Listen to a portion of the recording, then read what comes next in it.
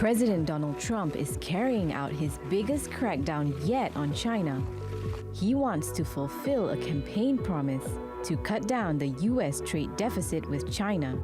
It hit a record high of $375 billion last year. The Trump administration has been especially disgruntled at the U.S. losing an intangible asset. But our view is that we have a very serious problem of losing our intellectual property, which is really the biggest single advantage of the American economy, in my opinion, is our intellectual property and our ability to generate new intellectual property. We are losing that to China in ways that are not reflective of the underlying economics. China hawks in the Trump administration have called Beijing's business practices unfair because they require U.S. companies to share their technology to get access to the Chinese market. The tariffs are expected to hit China's high-tech sector like electronics. It's been the main industry linked to the loss of intellectual property. The measures will also target Chinese investments in the U.S., making mergers and acquisitions harder. Everyday items like clothing, footwear, and toys will also be subjected to the levies. But China has said it won't back down. We resolutely oppose this type of unilateral and protectionist action by the US. China will not sit idly by while legitimate rights and interests are hurt. We must take all necessary measures to firmly defend our rights and interests. We hope the US can see clearly that the nature of China and US trade relations is to mutual benefit and win-win. Trade experts have warned China could retaliate by targeting U.S. agricultural exports and even shutting down the assembly of Apple's iPhones. But the decision could coax Beijing into negotiating a compromise by changing its business practices. Laila Humairah, TRT World. So let's get more on this now with our editor-at-large, Craig Copetas, who joins us from Paris. Hello, Craig. Look, when Trump first raised the prospect of tariffs on steel and aluminium, we were talking about it then, and we said that it looks like he is trying to isolate China. Now the gloves are off. How bad could this really get for the global economy? I don't think we know yet, as what we do know is Donald Trump has called, quote, China an economic enemy, unquote. That's war talk.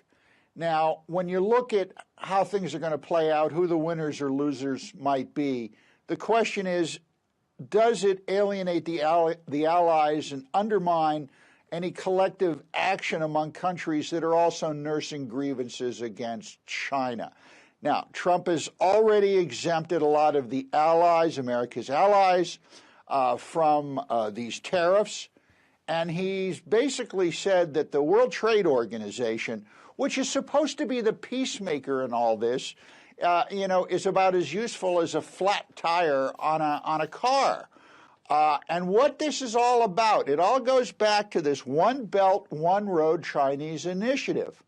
Trump believes that this is a security threat to the United States, and he's going to be saying the same thing to the NATO allies and America's other trade partners overseas. Nonetheless, whether they buy into it remains to be seen. Right. Nonetheless, Craig, they are being quite specific in what they're targeting. They're targeting intellectual property theft. They're talking about telecommunications companies, internet companies, that kind of thing. What, though, but doesn't everybody steal intellectual property from everyone else? I mean, that's been going on for time immemorial, hasn't it? Not like the Chinese do, as any walk through China will show you. They are the masters of shuck and jive theft of intellectual property. And to fight this off, the U.S. is actually going to impose, as part of this war plan, impose restrictions, further restrictions on Chinese investments in the United States. As you said, as the gloves are off. And by the way, to an interesting point, he's bringing in the Supreme Court is coming in on this. They're about to hear a class action securities case that hinges on fraud claims based on a China-based fertilizer importer called China Agritech. Boy, is that inside baseball, but what it tells us, every arm of the U.S. government is going to be participating in this trade war. Let's talk about how this is being translated in the financial markets for a second. I mean, we've seen big drops in US markets as we speak. Look, the markets have been spooked by all of this. Could this mean the beginning of the end of one of the longest bull runs we've seen ever? Again, Azar, I think it's dangerous to make those kind of predictions. I believe the most important factor in all this is what the Chinese spokespeople have said about Trump's decision. Trump is asking for reciprocity in trade. And what the Chinese representatives have said, quote, absolute reciprocity is not possible. That's what Trump wants. How close both sides can get to a kind of workable reciprocity is going to be the indicator that tells us how the markets will move. OK, this story hasn't ended here, but we're going to end it for now. Craig Copetas.